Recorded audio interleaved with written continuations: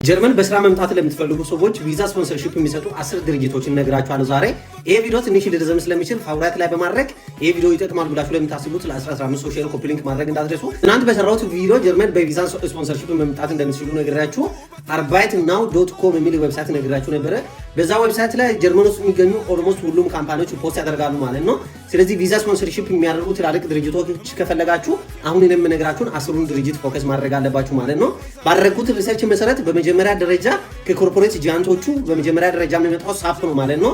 ይሄ በኢአርፒ ሲስተም የሚሰራው ኤስኤፒ ድርጅት የጀርመን ድርጅት ሲሆን በዓለም ደረጃ በጣም ብዙ ሀገራት ላይ ኦፕሬሽን የሚያደርግ ከዓለም ደረጃ ስኪል ብቻ ካላቸው ይቀጥራል ማለት ነው። በሁለተኛ ደረጃ ሲመንስ ነው። ይህም ደግሞ ሲስተም የሚሰራ ካምፓኒ ሲሆን ጀርመን ውስጥ በጣም ኢንተርናሽናል ሰዎች በመቀጠር ይታወቃል ማለት ነው። በሁለተኛ ደረጃ ቦች፣ በሶስተኛ ደረጃ ዲኤችኤል፣ እንደገና ደግሞ በጣም ስኪል ያላችሁ ሰዎችና ስፔሻሊ ዲዛይነር የሆናችሁ ሰዎች ካላችሁ አዲዳስን ፎከስ ማድረግ ትችላላችሁ ማለት ነው።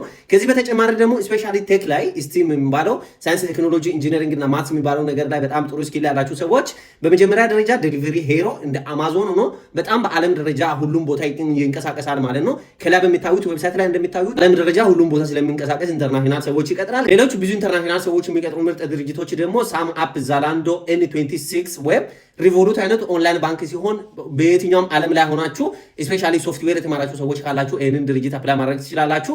ሌላኛው ፐርሶኖ፣ ሌላኛው ዌፈር እና እንደገና ደግሞ ጄቲ ብሬንስ የሚባሉ ድርጅቶች ናቸው ማለት ነው። ስለዚህ የእነዚህን ድርጅቶች እዚህ ሊስት ተደረጉትን ትናንት ነገርኳችሁ ዌብሳይት ላይ arbeitnow ላይ ሄዳችሁ ሰርች ካደረጋችሁ በአሁኑ ሰዓት ላይ ፖስት ያደረጉ ስራዎችን ማየት ስለምትችሉ በዛው መሰረት ታርጌት የሆነ አፕሊኬሽን ስታደርጉ ኢንተርናሽናል ሰዎች የመቅጠር ኤክስፒሪየንስ ስላላቸው በቀላሉ ስራውን ማግኘት ይችላላችሁ ማለት ነው። እንደዚህ አይነት ኢንፎርሜሽን ይደርሳችሁ ይሄንን በት ፎሎ ካላደረጋችሁ ፎሎ ማድረግ እንዳትረሱ። እስከ መስከረም ድረስ የሚቆይ በየሳምንቱ 3 ሰው ቻሌንጅ እየሰጠን እንገኛለን። ለዛ ቻሌንጅ መሳተፍ ትችላላችሁ ማለት ነው። ስለዚህ ቻሌንጁ ላይ ከተሳተፋችሁና ካሸነፋችሁ ለዚህ ስራም 3 ሰዎች ምን መርጥ ይሆናል ማለት ነው። ይመቻችሁ።